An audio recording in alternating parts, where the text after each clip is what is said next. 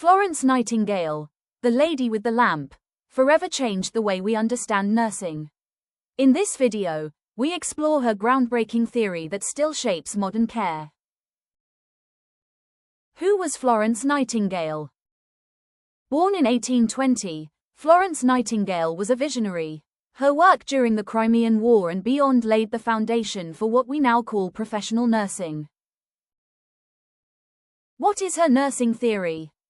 Her environmental theory emphasized cleanliness, ventilation, and fresh air, believing that a healthy environment is key to patient recovery. Key principles of the theory. Nightingale identified 5 essential components for health: pure air, clean water, efficient drainage, cleanliness, and natural light. Her legacy in modern nursing.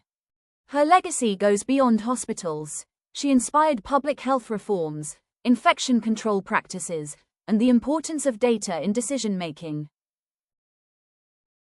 Why it still matters. Florence Nightingale's theory still echoes in every hospital ward and nursing textbook. Her vision continues to guide and inspire nurses around the world. Thanks for watching. Subscribe Nursing Educare and hit the bell button for stay updated.